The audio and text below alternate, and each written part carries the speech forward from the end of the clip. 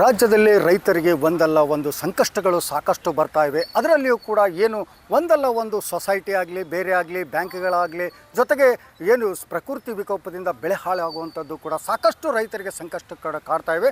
ಅದರಲ್ಲಿ ಬಾಗಲಕೋಟೆ ಜಿಲ್ಲೆಯಲ್ಲಿರ್ತಕ್ಕಂಥ ರೈತರಿಗೆ ಏನು ಬೆಂಗಳೂರು ಮೂಲದ ಆನಂದ್ ಅನ್ನುವಂಥ ವ್ಯಕ್ತಿ ಏನು ಸುದೀಕ್ಷಾ ಸಾವಯವ ಒಂದು ಸಂಸ್ಥೆಯನ್ನು ಹುಟ್ಟಾಕಿ ಅದರಿಂದ ಎಲ್ಲ ಒಂದು ರೈತರುಗಡೆ ಕೂಡ ಏನು ಒಂದು ಮೆಂಬರ್ಶಿಪ್ ಮಾಡ್ಕೊಳ್ಳೋದ್ರ ಜೊತೆಗೇ 10,150 ರೂಪಾಯಿಗಳನ್ನು ಕಲೆಕ್ಟ್ ಮಾಡಿ ಸಾಕಷ್ಟು ರೈತರಿಂದ ಹಣ ವಸೂಲಿ ಮಾಡೋದ್ರೊಂದಿಗೆ ರೈತರ ಒಂದು ಮಾಲನ್ನು ಖರೀದಿ ಮಾಡ್ತೀವಿ, ನೇರವಾಗಿ ನಿಮ್ಮ ಕಡೆ ದಲ್ಲಾಳಿಗಳು ಇರಲಾರ್ದೇ ಖರೀದಿ ಮಾಡ್ತೀವಿ ಅನ್ನೋಂಥ ಮಾತನ್ನು ಹೇಳಿ ಸಾಕಷ್ಟು ರೈತರಿಂದ ಮಾಲನ್ನು ತಗೊಂಡು ಜೊತೆಗೆ ಅವ್ರ ಕಡೆ ಸೇರನ್ನು ಕಲೆಕ್ಟ್ ಮಾಡಿ ಇಲ್ಲಿವರೆಗೂ ಕೂಡ ಯಾವ ರೈತರಿಗೆ ಏನು ಒಂದು ಸಾಮಾನುಗಳನ್ನು ತಗೊಂಡಿರ್ತಾರೆ ಅವರಿಗೆ ಇನ್ನೂ ತನಕ ಪೂರ್ತಿಯಾಗಿ ಹಣ ಕೊಡದೆ ಸತಾಯಿಸುವಂಥ ಘಟನೆ ನಡೆದಿದೆ.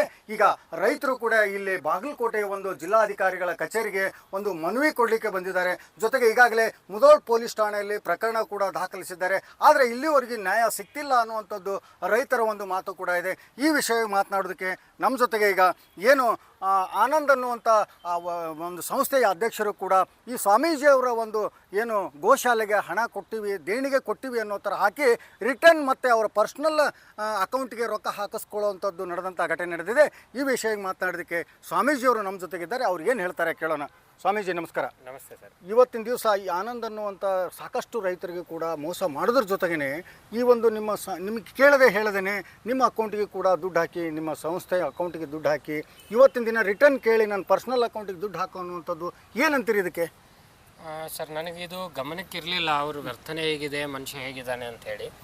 ಆದರೆ ಅವರು ರಿಟರ್ನ್ ಕೇಳಿದ ತಕ್ಷಣ ಕೆಲವೊಂದು ಜನ ಸುಭಿಕ್ಷಾ ಡೈರೆಕ್ಟರ್ಗಳಿಗೆ ಮತ್ತು ಸುಭಿಕ್ಷಾ ಶೇರ್ ಹೋಲ್ಡರ್ಗೆ ಮಾಹಿತಿಯನ್ನು ಕೊಟ್ವಿ. ಈ ರೀತಿ ನಿಮ್ಮ ಅಧ್ಯಕ್ಷರು ಕೇಳ್ತಾ ಇದ್ದಾರೆ, ಇದು ಏನು ನನಗೆ ಸೂಕ್ತವಾಗಿ ಮಾಹಿತಿ ಗೊತ್ತಾಗ್ತಾ ಇಲ್ಲ ಅಂತ ಕೇಳಿದಾಗ, ಇಲ್ಲ ಸ್ವಾಮೀಜಿ, ನಮಗೂ ಕೂಡ ಏನಾದರೂ ನಾವು ಪ್ರಶ್ನೆ ಮಾಡೋಕ್ಕೆ ಹೋದರೆ ನಿಮ್ಮ ಶೇರನ್ನು ತೆಗೆದಾಕ್ತೀನಿ, ಇದನ್ನು ಪ್ರಶ್ನೆ ಮಾಡೋ ಅಧಿಕಾರ ನಿಮಗಿಲ್ಲ, ಯಾರು ನೀವು ಸ್ವಾಮೀಜಿ ನಿಮ್ಮ ಒಂದು ಇದಕ್ಕೆ ದುಡ್ಡು ಹಾಕಿದ್ರಲ್ಲ ಅದು ನಿಮಗೆ ಹೇಳಿ ಎದಕ್ಕೆ ಏನಂತ ಹಾಕಿದ್ರ? ನನಗೆ ಹಾಕಿದ್ದು 31 ಲಕ್ಷ ಗೋಶಾಲೆಗೆ ದೇಣಿಗೆ ಅಂತ ಕೊಟ್ಟಿರುವಂಥದ್ದು.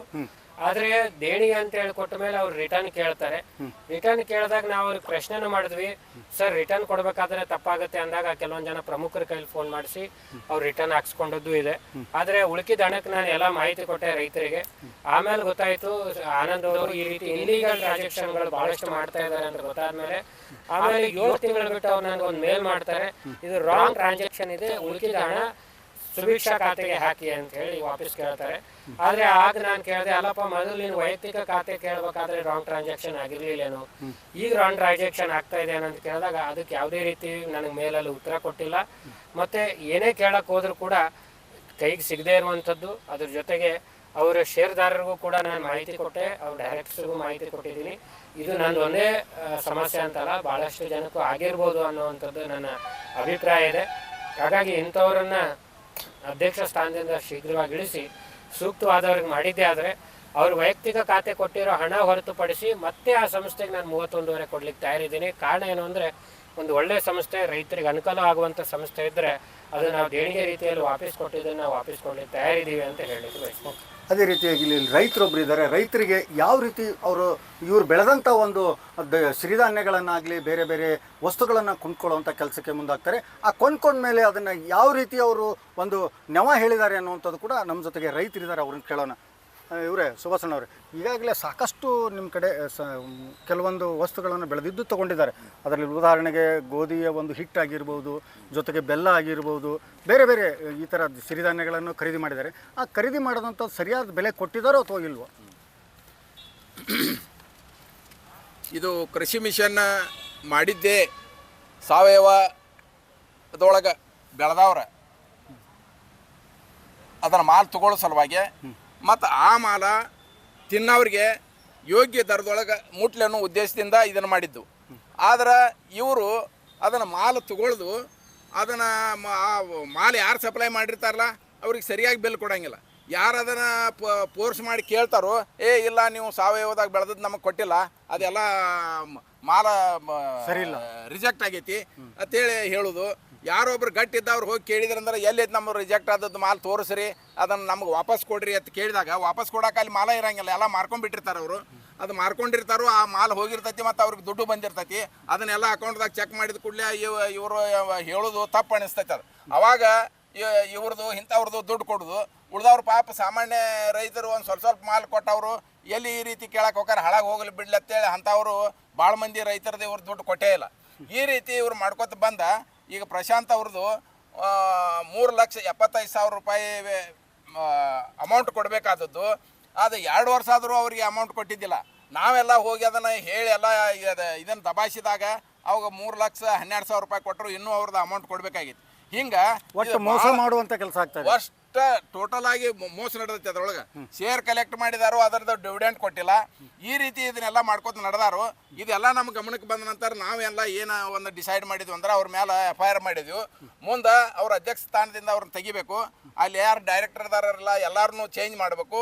ಹೊಸ ಡೈರೆಕ್ಟ್ರು ಹೊಸ ಅಧ್ಯಕ್ಷ ಬರಬೇಕು ಅಂತೇಳಿ ನಾವು ಅಲ್ಲಿ ತನಕ ನಮ್ಮ ಹೋರಾಟ ಮುಂದುವರಿತೈತೆ ಅಂತ ನಾವು ಹೇಳ್ತೀವಿ. ಇದಿಷ್ಟು ಏನು ಮೋಸಗೊಂಡಂಥ ರೈತರು ಮಾತು ಹೇಳುವಂಥದ್ದು ಏನಂತಂದರೆ, ಇವತ್ತಿನ ದಿವಸ ಏನು ಸುದೀಕ್ಷಾ ಅನ್ನುವಂಥ ಸಂಸ್ಥೆ ಬಹಳಷ್ಟು ರೈತರಿಗೆ ಅನ್ಯಾಯ ಮಾಡಿದೆ. ಆದಷ್ಟು ಬೇಗನೆ ಈಗ ಸಂಬಂಧಪಟ್ಟಂಥ ಅಧಿಕಾರಿಗಳಾಗಿರ್ಬೋದು, ಜೊತೆಗೆ ಜನಪ್ರತಿನಿಧಿಗಳು ಕೂಡ ಇದನ್ನು ಆದಷ್ಟು ಬೇಗನೆ ರೈತರಿಗೆ ನ್ಯಾಯ ಒದಗಿಸಿಕೊಡ್ಬೇಕು ಅನ್ನುವಂಥದ್ದೇ ರೈತರ ಒಂದು ಆಗ್ರಹವಾಗಿದೆ. ಬಾಗಲಕೋಟೆಯಿಂದ ಸಿದ್ದು ದುತ್ರಗಾಮಿ, ರಿಪಬ್ಲಿಕ್ ಕನ್ನಡ. ರಾಜ್ಯದಲ್ಲಿ ರೈತರಿಗೆ ಒಂದಲ್ಲ ಒಂದು ಸಂಕಷ್ಟಗಳು ಸಾಕಷ್ಟು ಬರ್ತಾ ಇವೆ. ಅದರಲ್ಲಿಯೂ ಕೂಡ ಏನು ಒಂದಲ್ಲ ಒಂದು ಸೊಸೈಟಿ ಆಗಲಿ, ಬೇರೆ ಆಗಲಿ, ಬ್ಯಾಂಕ್ಗಳಾಗಲಿ, ಜೊತೆಗೆ ಏನು ಪ್ರಕೃತಿ ವಿಕೋಪದಿಂದ ಬೆಳೆ ಹಾಳಾಗುವಂಥದ್ದು ಕೂಡ ಸಾಕಷ್ಟು ರೈತರಿಗೆ ಸಂಕಷ್ಟ ಕಾಡ್ತಾ ಇವೆ.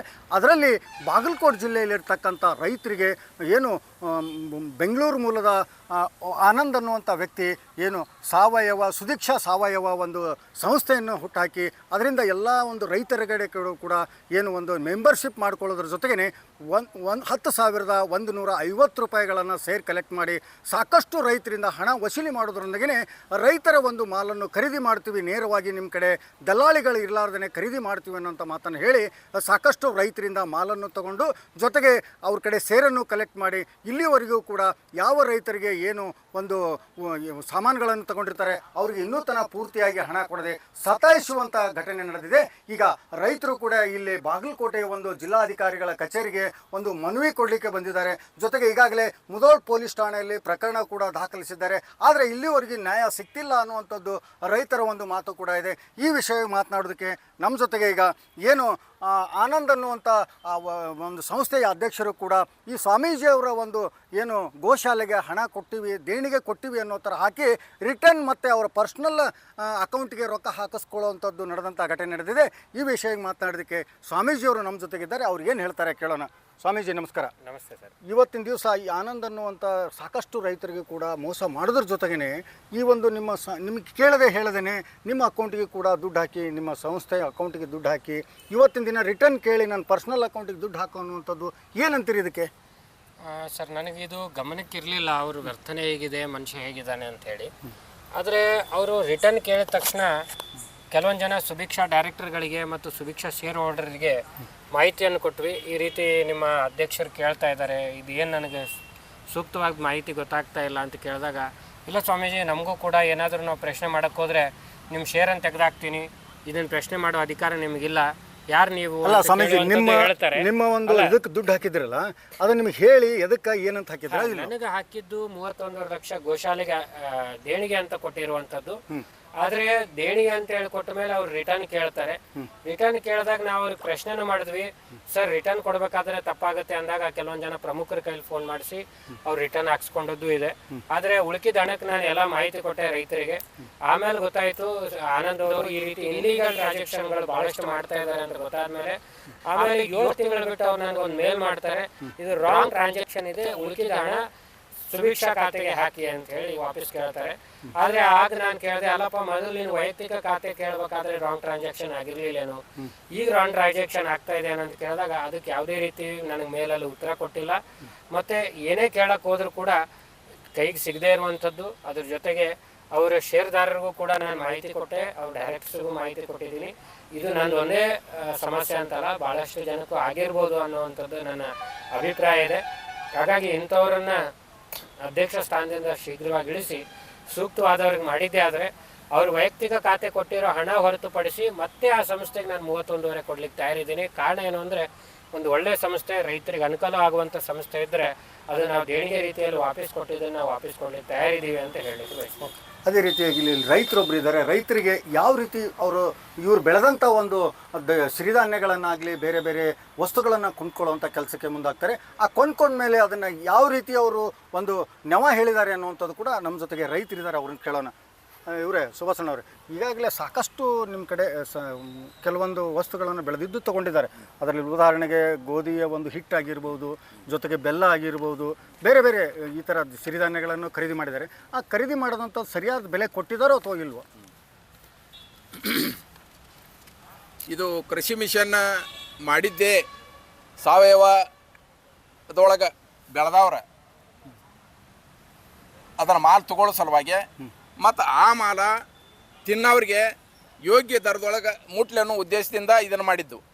ಆದ್ರೆ ಇವರು ಅದನ್ನು ಮಾಲು ತಗೊಳ್ದು ಅದನ್ನು ಮಾಲ್ ಯಾರು ಸಪ್ಲೈ ಮಾಡಿರ್ತಾರಲ್ಲ ಅವ್ರಿಗೆ ಸರಿಯಾಗಿ ಬೆಲೆ ಕೊಡೋಂಗಿಲ್ಲ. ಯಾರು ಅದನ್ನು ಫೋರ್ಸ್ ಮಾಡಿ ಕೇಳ್ತಾರೋ, ಇಲ್ಲ ನೀವು ಸಾವಯವದಾಗ ಬೆಳೆದದ್ದು ನಮಗೆ ಕೊಟ್ಟಿಲ್ಲ, ಅದೆಲ್ಲ ಮಾಲ ಸರಿಯಿಲ್ಲ, ರಿಜೆಕ್ಟ್ ಆಗೈತಿ ಅಂತೇಳಿ ಹೇಳೋದು.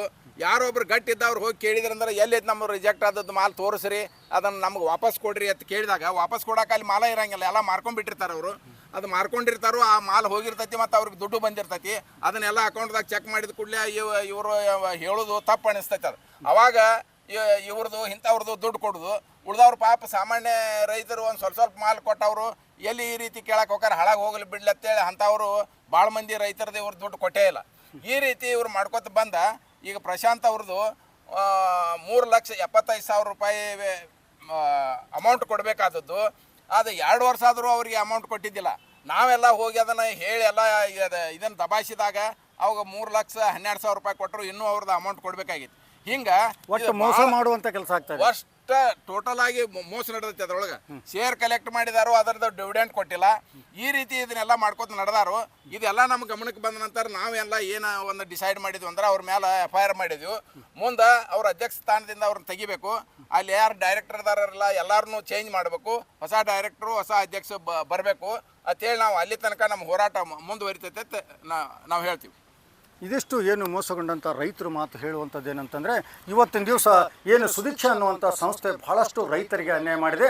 ಆದಷ್ಟು ಬೇಗನೆ ಈಗ ಸಂಬಂಧಪಟ್ಟಂಥ ಅಧಿಕಾರಿಗಳಾಗಿರ್ಬೋದು, ಜೊತೆಗೆ ಜನಪ್ರತಿನಿಧಿಗಳು ಕೂಡ ಇದನ್ನು ಆದಷ್ಟು ಬೇಗನೆ ರೈತರಿಗೆ ನ್ಯಾಯ ಒದಗಿಸಿಕೊಡ್ಬೇಕು ಅನ್ನುವಂಥದ್ದೇ ರೈತರ ಒಂದು ಆಗ್ರಹವಾಗಿದೆ.